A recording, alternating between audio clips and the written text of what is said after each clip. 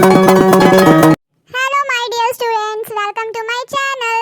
मैं कुछ दिनों से नोटिस कर रही हूँ कि आप लोग मेरे वीडियोस देख तो लेते हैं लेकिन सब्सक्राइब करना भूल जाते हैं। अब जल्दी जल्दी जाओ और मेरे चैनल को जल्दी जल्दी सब्सक्राइब करो और शेयर करना भी मत भूलना। नमस्कार छात्रों। तो छात्रों, आज हम करेंगे भीष्म शरशय्या पर। शर होते हैं बाण और शय्या मीन बिस्तर। बाणों के बिस्तर पर, शरशय्या पर। यह है बाल महाभारत कथा का अध्याय, class 7th। Very important MCQ for your exam.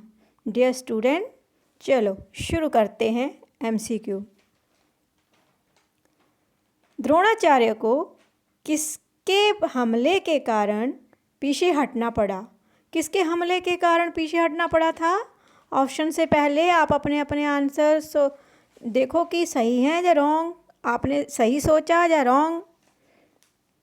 Abhimanyu के, अर्जुन के या फिर श्री कृष्ण के? किसके हमले के कारण पीछे हटे थे आचार्य द्रोण? अर्जुन के। द्रोणाचार्य के प्रण के बाद सभी को क्या चिंता रहने लगी? प्रण होता है प्रतिज्ञा। जब द्रोणाचार्य ने कोई प्रतिज्ञा ली थी तो सभी को क्या चिंता रहने लगी थी? ऑप्शन आपके सामने है, आपने सोच लिया होगा कि कौन सा है। देखो सही है या गलत। युधिष्ठिर की रक्षा की या अर्जुन की रक्षा की या अभिमन्यु की रक्षा की? तो यहाँ पर द्रोणाचार्य ने जब प्रण ले लिया था तो सभी को युधिष्ठिर की रक्षा की चिंता थी।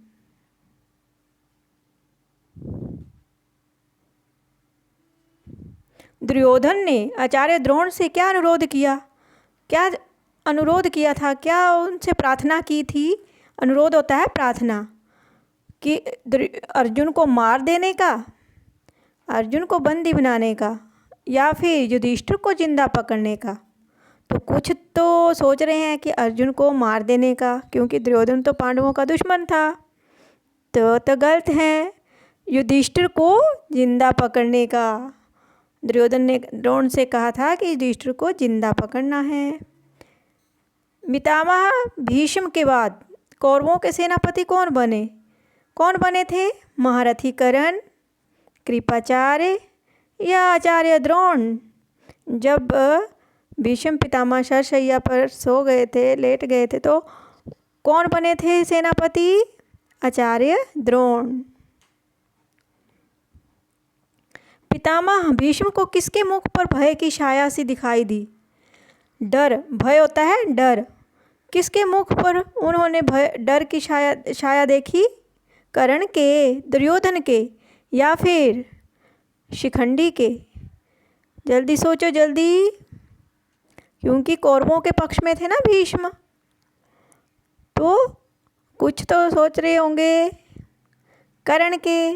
वे बिल्कुल सही हैं, क्योंकि कर्ण के चेहरे पर भय नजर आ रहा था। पितामह भीष्म के लिए उपयुक्त तकिया किसने दिया? किसने, कौन तकिया बने थे? मीन उनका सिर गोदी में रखकर बैठे रहे थे? द्रोणाचार्य, श्री कृष्ण या अर्जुन? जल्दी से सोचो सोचो। शाबाश। अर्जुन जो थे वह भीष्म पितामह के तकिया बने थे। मीन उनको गोदी में सिर रखा था। अर्जुन पर शक्ति अस्त्र किसने चलाया?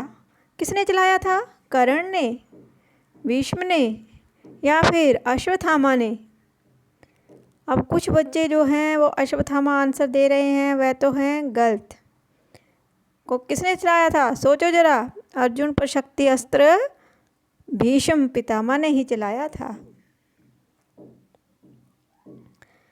किसके बाणों ने वृद्ध भीष्म पितामह का वक्ष स्थल बिंद डाला था? किसकी छाती, किसके बाणों ने उनकी छाती को बिंद डाला?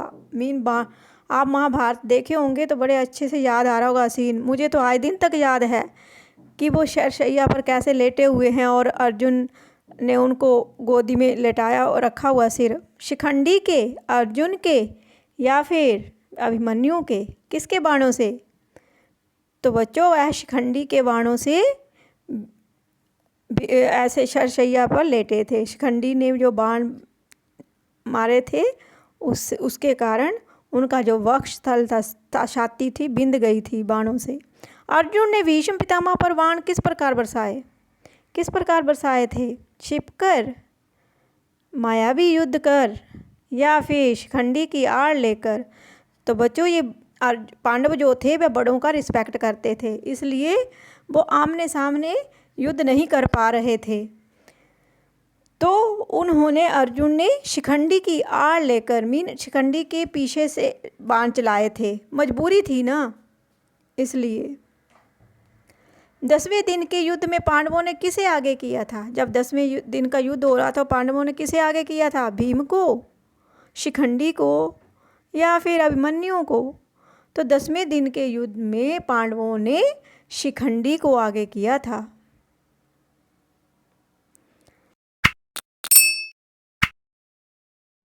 मेरे प्यारे बच्चों, अगर आपको मेरा ये वीडियो अच्छा लगा then don't forget to like, share and subscribe to my channel and also press the bell icon for more updates.